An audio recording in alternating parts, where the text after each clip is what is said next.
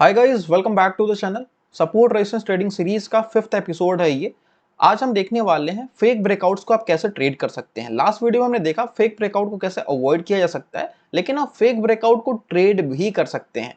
काफी अच्छा प्रॉफिट होता है वोलेटिलिटी के केस में फेक ब्रेकआउट को अगर आप ट्रेड करना सीख जाएं तो। देखिए यहाँ पे लेवल्स हैं, इसको हमने ड्रॉ कर रखा है। मान लीजिए सपोर्ट रेजिस्टेंस को ज्वाइन करके पीछे से यहाँ पे लेवल्स मान लो आपने ड्रॉ कर लिया है। अभी यहाँ पे जैसे कि हमने डिस्कस करा हुआ है कि प्राइस आपको थर्ड टेस्ट पॉइंट के बाद ही ब्रेकआउट ट्रेड लेना है। एक बार, दो बार, थर्ड टाइम यहां पे अगर ये ब्रेकआउट हो रहा है तो आपको यहां पे ट्रेड को प्लान करना है। ठीक है, अभी यहां पे इस केस में अगर फेक ब्रेकआउट होता है तो यहां पे आप फेक ब्रेकआउट को नहीं ट्रेड कर सकते। अगर सेकेंड टाइम में ये ब्रेकआउट कर जाता ऊपर के साइड पे तो हमारा यहाँ पे ब्रेकआउट का सेटअप तो है नहीं। ठीक है, यहाँ पे हमारा ब्रेकआउट का सेटअप नहीं है क्योंकि यहाँ पे सेकंड टच पॉइंट है। हमने डिस्कस किया कि थर्ड टच पॉइंट को हमें ब्रेकआउट ट्रेड करना है। अगर सेकंड टच पॉइंट के बाद ऊपर जाके वापस से नीचे आ जाए तो यहाँ पे हम फेक ब्रेकआउट को ट्रेड कर सकते हैं।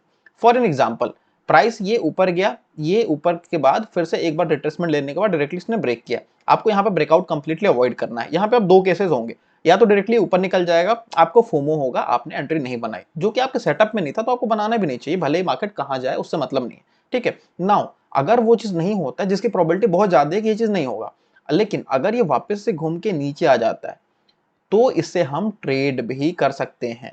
क्यों? क्योंकि जरूरी नहीं है ना कि आपने यहाँ पे ट्रेड नहीं लिया है तो किसी ने नहीं लिया है।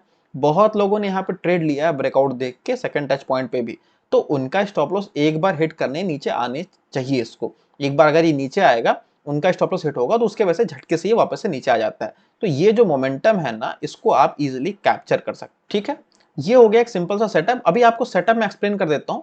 प्राइस ऊपर गया, यहाँ पे नीचे आया, यहाँ पे नीचे आने के बाद अगर कोई भी पुल बैक लेता है तो ये आपका एक स्विंग बन गया ब्रेकआउट सेटअप को ट्रेड करने के लिए। इस तरीके से आप फेक ब्रेकआउट सेटअप को प्लान कर सकते हो। ठीक है, फेक ब्रेकआउट कोई भी एक लेवल पे होता है। मान लो यहाँ पे मैं आपको ना थोड़ा सा जूम करके दिखा देता हूँ, ये एक लेवल है।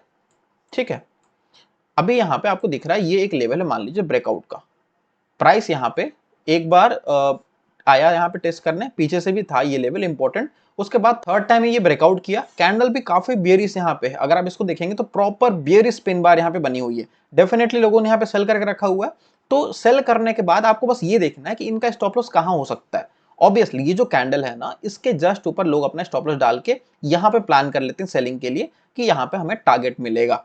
ठीक है, तो दो चीजें हो सकती हैं, इनको या तो टारगेट मिलेगा तो हमें यहाँ पे ट्रेड नहीं करना है क्योंकि यहाँ पे सेकंड टच पॉइंट है। अभी यहाँ पे अगर लेट्स से कि ये जो स्टॉप लॉस है इनका, प्राइस वापस घूम के इसको हिट कर देता है और इसके ऊपर निकल जाता है तो ये हमारा एंट्री पोजीशन होता है, जिसको आप बोलते हैं ना स्टॉप एंड रिवर्स। आपका स्टॉप लॉस हिट हुआ, आपने रिवर्स किया पोजीशन, तो हमने यहाँ पे स्टॉप लॉस तो लिया नहीं है, हमने सिर्फ यहाँ पे फेक ब्रेकआउट को ट्रेड करना है। ये एक फेक ब्रेकआउट था किसी भी सपोर्ट लेवल के नीचे। अगर यहाँ से चल जाता ट्रेड तो हमारा कोई ट्रेड नहीं मिलता, लेकिन प्राइस अगर ऊपर आ गया फेक ब्रेकआउट करने के बाद, अगर रेंज के अंदर वापस से घुस गया तो समझ जाओ यहाँ पे एक अपॉर्चुनिटी है। यहाँ पे आप एंट्री कर सकते हो। ये जो लेवल है इसके नीचे आपका स्टॉप लॉस हो जाएगा और इसके अगेंस्ट में आपका 1:2 मींस कि जितना स्टॉप लॉस उसका 2x करके टारगेट आप प्लान कर सकते हो। काफी सिंपल सा सेटअप है, इसको आप प्रैक्टिस कीजिए, चीजें आपको समझ में आ जाएंगी। I hope it's clear. अगर वीडियो पसंद आए वीडियो को लाइक कीजिए। दैट्स इट फॉर टुडे, मिलते हैं नेक्स्ट वीडियो में। Till then bye and thanks for watching.